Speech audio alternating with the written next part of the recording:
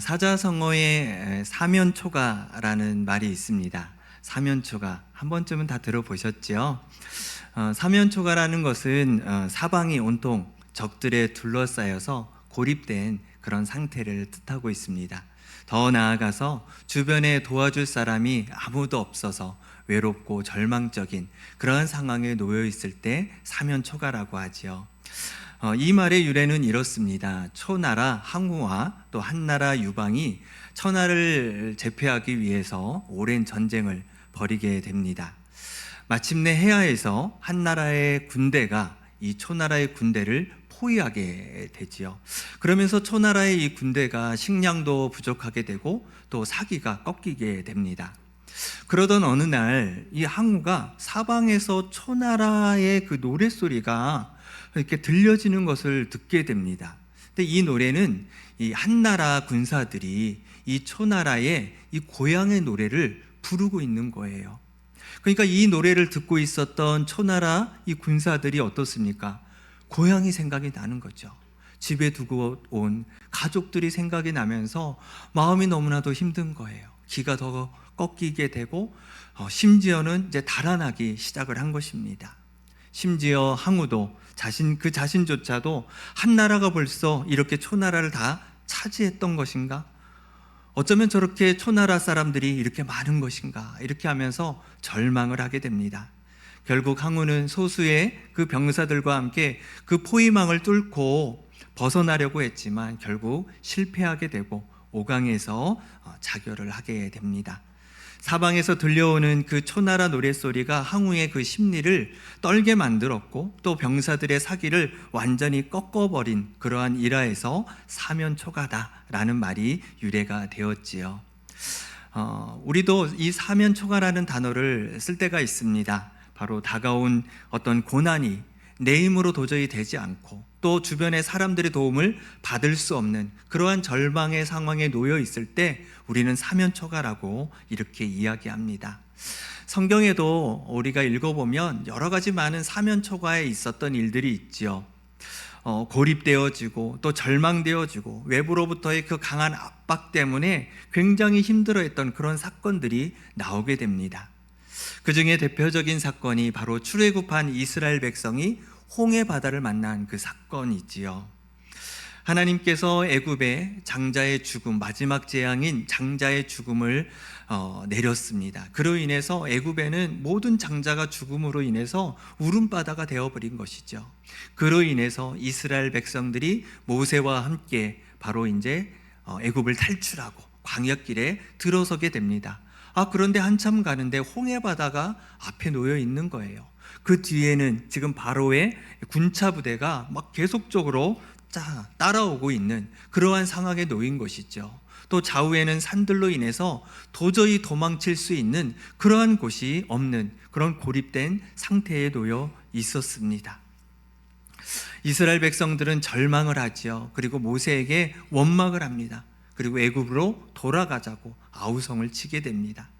벼랑 끝에 서서 죽음을 기다려야 했던 이 사건이 있었던 것이죠. 오늘 본문에서 시편 저자도 지금 이스라엘이 지금 이러한 상황인 거예요. 적들로 인해 지금 사방에서 우겨싸임 당한 이러한 상태를 지금 말하고 있죠. 절체절명의 이 위기 속에서 이 시편 기자는 지금 부르짖고 있습니다. 우리도 인생을 살다 보면 원치 않는 그런 오해와 원한으로 인해서 사방이 적으로 느껴질 때가 있습니다. 가까운 가족이나 또 친구들, 그들조차도 외면하고 그 누구의 도움조차도 받을 수 없는 그런 상황에 놓일 때가 있지요. 이런 상황에서 우리 믿음의 사람들은 어떻게 하면 좋겠습니까? 오늘 말씀을 통해서 오늘 하나님께서 우리에게 주신 위로와 또한 하나님께서 우리를 위해서 일하시는 그 하나님의 능력을 오늘 말씀을 통해서 우리가 다시 한번 확인하고 하나님 앞에 우리의 믿음을 드릴 수 있는 그런 복된 시간이 될 수 있기를 주님의 이름으로 축복합니다. 첫 번째로는요, 우리의 참된 도움은 오직 하나님밖에 없다라는 것이죠. 아마 이런 말은 모두 다 들어보신 말들입니다. 색다른 말은 아니지요.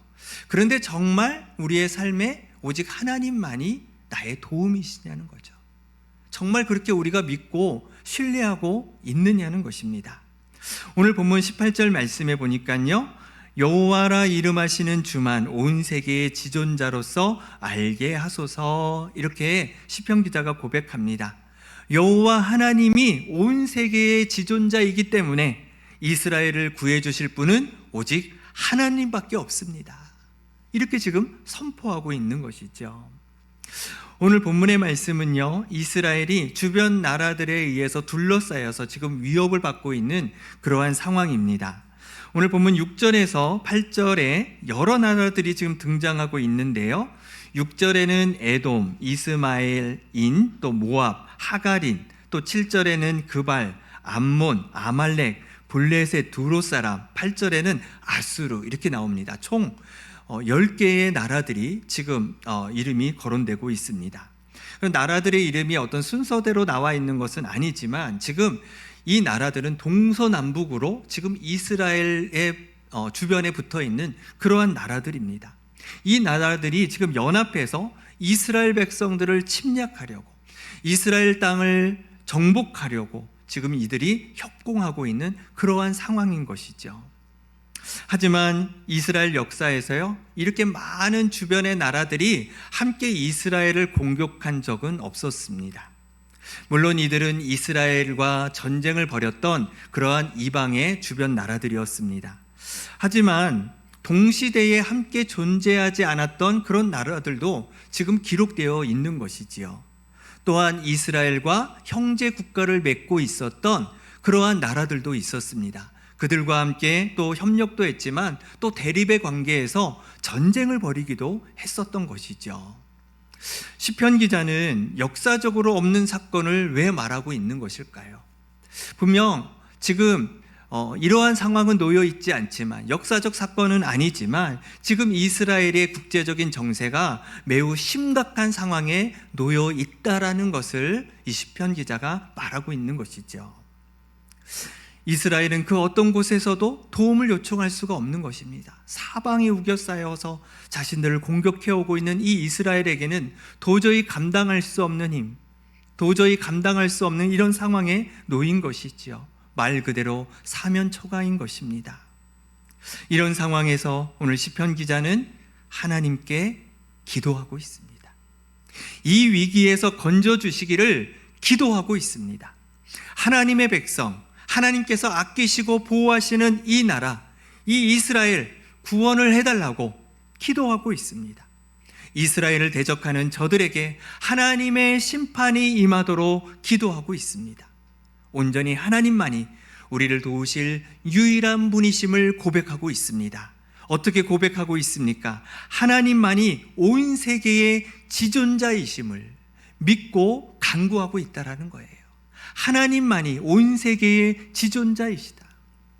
지존자라는 말이 무슨 말입니까? 지존자라는 말은요, 하나님만이 만물의 군림하시고 모든 것이 하나님의 주권 아래 있다라고 말하는 것이 바로 그런 분이 바로 지존자라는 그러한 뜻을 가지고 있습니다. 하나님을 지존자로 믿고 신뢰하는 하나님의 백성을 하나님께서 지켜주신다는 것이죠. 아버지가 사랑하는 자녀를 보호하는 것처럼 아버지 되신 하나님께서 우리를 보호해 주신다라는 것입니다. 우리가 서론에서 말씀드렸던 애굽을 탈출했던 이스라엘 백성들이 사면초가의 상황에서 두려워하고 절망하고 원망하고 있었습니다. 그때 모세가 이렇게 이야기합니다. 출애굽기 14장 13절 말씀에 모세가 백성에게 이르되 너희는 두려워하지 말고 가만히 서서 여호와께서 오늘 너희에게 위하여 행하시는 구원을 보라. 너희가 오늘 본 애굽 사람을 영원히 다시 보지 아니하리라 말씀하고 있습니다. 그들을 더 이상 보지 않겠다라는 거예요. 하나님께서 어떻게 우리를 구원하시는지 가만히 서서 주님이 하시는 것을 보라는 것입니다. 하나님만이 우리를 유일하게 구원해 주실 분이라는 것이죠. 그 상황에서 우리를 건져주시는 분은 오직 여호와 하나님, 지존자 그분밖에 없음을 모세는 고백하며 선포하며 하나님의 일하심을 보고 있다라는 것입니다. 하나님은 홍해를 양쪽으로 갈라 바다 가운데의 마른 땅처럼 이스라엘 백성들을 건너가게 하셨습니다. 그리고 애굽의 이 전차 부대는 이스라엘 백성들이 다 건너가자 다시 물이 덮이면서 모두 몰살당했습니다. 하나님과 하나님의 백성을 대적하는 자들은 이렇게 되는 것입니다. 하나님께서 이렇게 심판하시는 거예요. 지존자 되시는 하나님을 믿고 바라볼 때에 모든 문이 막혀 있는 것 같지만 하나님께서는 그 중에 하나의 문을 열게 하십니다. 그 열게 하셔서 우리가 그 모든 사방에서 벗어날 수 있도록 하나님께서 도와주시는 것이지요. 하나님의 일하심은 우리가 생각하는 그 이상의 일들을 하고 계십니다. 우리에게 찾아온 현실의 문제 앞에 우리는 두려워할 때가 있습니다. 절망할 때가 있지요.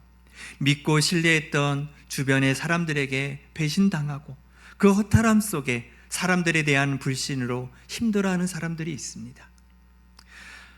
대출을 받고 시작했던 사업, 경제적으로 너무나 어려운 가운데에 이자를 갚을 길도 없고 직원들 월급을 나누어 줄 수도 없어서 폐업해야 되는 그러한 상황에 놓인 분들도 계십니다. 요즘 학교 폭력이 여전히 심각합니다. 따돌림 당하고 각종 폭력으로 시달리고 있습니다. 부모님에게, 선생님에게 도움을 요청하고 싶지만 보복이 두려워서 아무것도 할 수 없어 슬피 울고 있는 그런 학생들이 있습니다. 취업의 문 너무나 좁지요. 취업의 자리도 점점 없어지고 있습니다. 열심히 준비해서 이력서를 내보지만 면접 보자라는 그 연락조차도 없어서 기가 꺾이고 힘들어하고 있는 우리 청년들도 있습니다. 하지만 성경은 아무것도 할 수 없는 인간의 한계 속에서 우리를 도우신 분은 오직 하나님밖에 없음을 말씀하고 있습니다. 시편 46편 1절 말씀에 하나님은 우리의 피난처시요 힘이시니 환난 중에 만날 큰 도움이시라 이렇게 말하고 있습니다. 하나님만이 우리의 피난처시요 우리의 힘이시요 우리의 큰 도움이라고 말씀하고 있는 것입니다. 하나님 외에는 우리를 도우실 분이 전혀 없다라는 거예요. 내 능력도 아무것도 아니라는 것이죠. 오직 살아계신 그 하나님을 바라보고 하나님을 믿고 의지하며 나아갈 때에 그 도움이 바로 우리에게 온다라고 말씀하고 있는 것입니다. 바울 사도도 이렇게 말하고 있습니다. 고린도후서 1장 8절에서 9절 말씀에 형제들아 우리가 아시아에서 당한 고난을 너희가 모르기를 원치 아니하노니 우리는 심한 고난을 당하여 힘에 겹도록 눌리고 살 소망까지 끊어진 줄 알았으니 이는 우리로 하여금 우리 자신을 의지하지 않고 오직 죽은 자를 다시 살리시는 하나님만 의지하게 하려 하심이라. 하나님만을 의지해야 된다라는 거예요.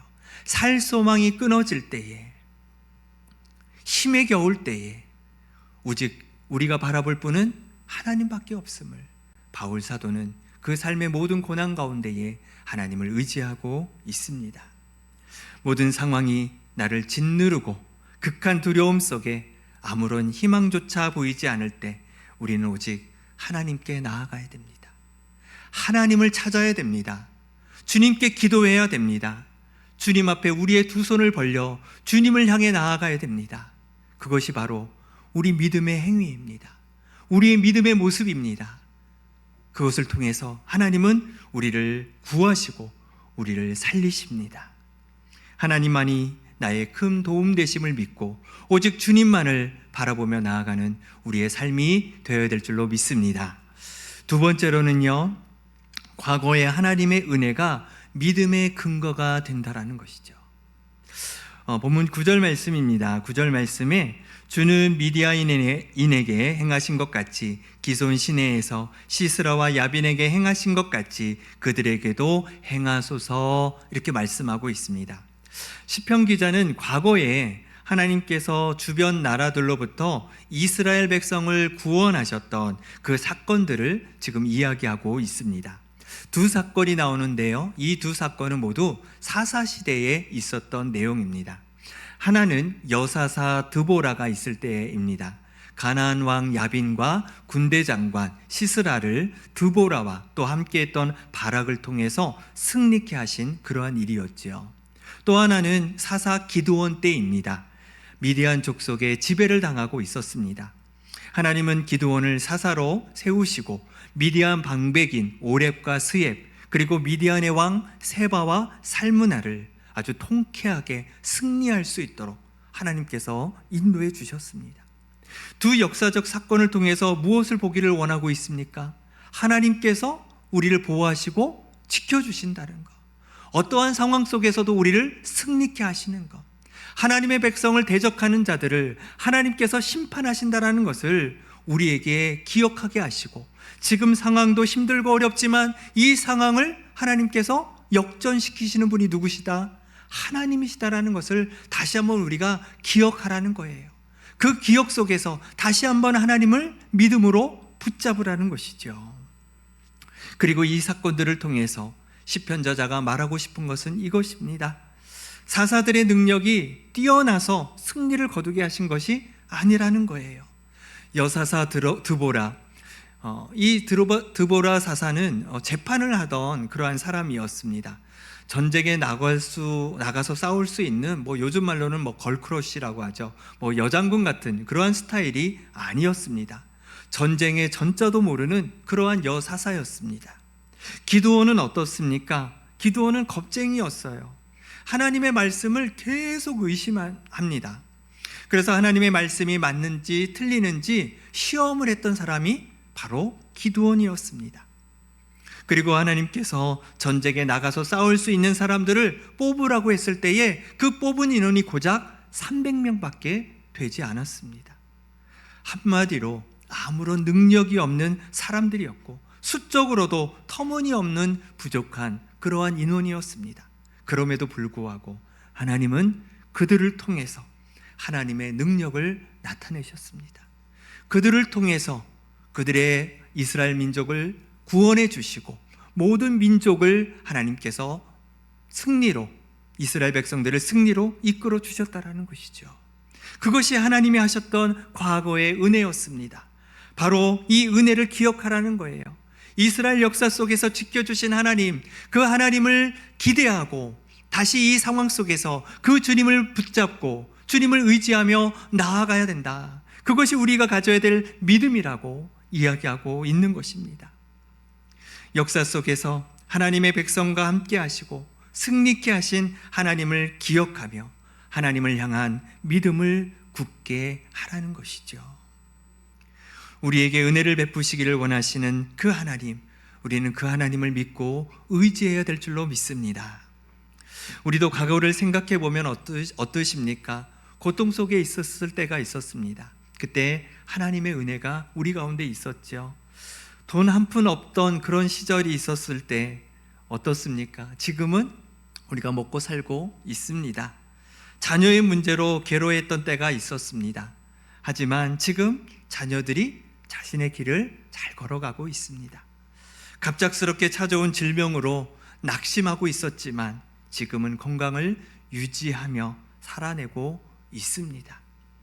하나님께서 베푸신 그 하나님의 은혜를 우리가 기억할 때 우리의 믿음은 단단해집니다.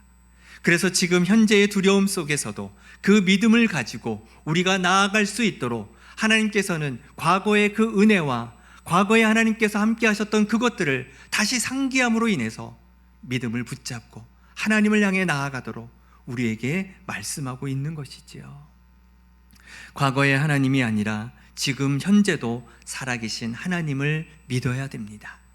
과거에도 은혜를 베풀어 주신 하나님은 지금도 변함없이 신실하신 우리의 하나님이십니다. 과거에도 연약한 나였고 지금도 연약한 나이지만 그런 나를 주님께서 기억하셔서 지금도 우리에게 긍휼과 자비를 베풀어 주시고 우리와 함께하고 계십니다.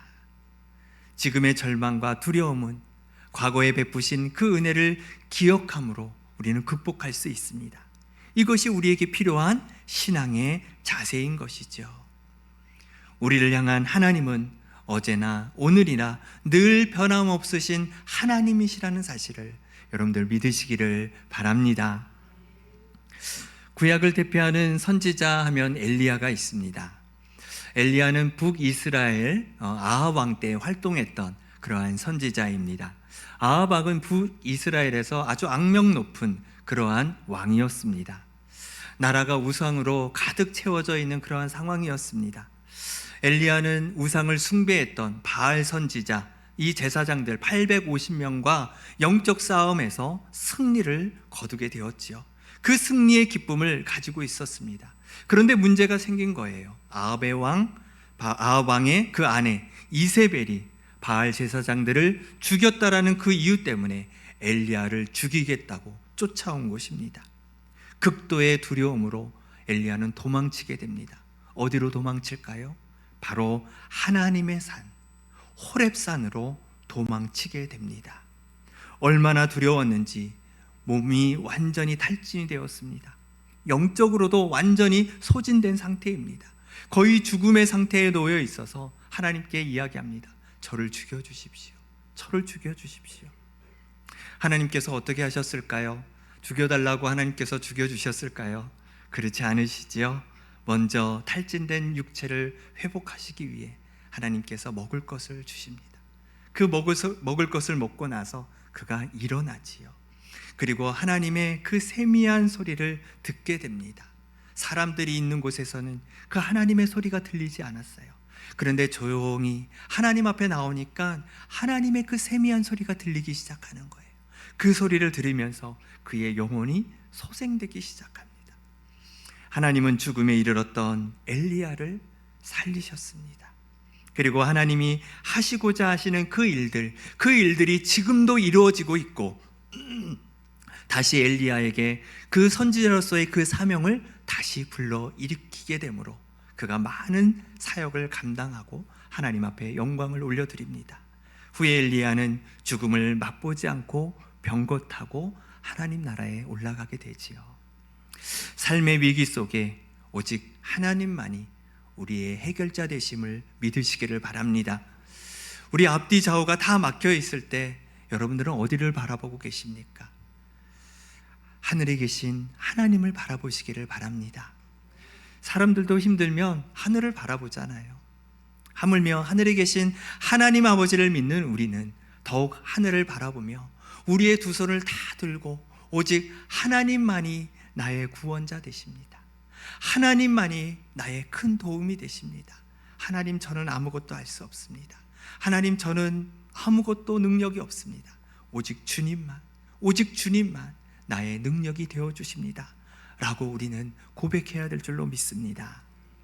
내 현실의 문제를 하나님과 상관없다고 생각하시면 안 됩니다. 하나님은 내 삶에 관심을 갖고 계시고 내 앞에 있는 놓인 그 문제들을 하나님께서 결부시켜서 그 일들을 하나님께서 이루어 가기를 하나님은 원하고 계십니다. 그리고 내 삶을 하나님이 원하시는 그런 바른 길로 인도해 주시기를 원하고 계십니다. 지금 사방에 우겨싸여 괴로워하고 계십니까? 힘들어하고 계십니까? 내 앞에 놓인 고난 때문에 괴로워서 다른 사람의 도움을 찾고 계십니까? 이제는 오직 주님만을 바라보십시오. 오직 주님만을 의지하십시오. 하나님 외에는 다른 방법이 없음을 고백하십시오. 신실하신 하나님께서, 과거에서도 역사하셨던 그 하나님께서 오늘날 우리의 삶의 문제도 해결해 주실 줄로 믿습니다. 그 하나님을 온전히 믿고 그 믿음으로 주님 앞에 드려서 그 믿음의 역사가 우리의 삶에 나타나기를 주님의 이름으로 축복을 드립니다. 기도하겠습니다.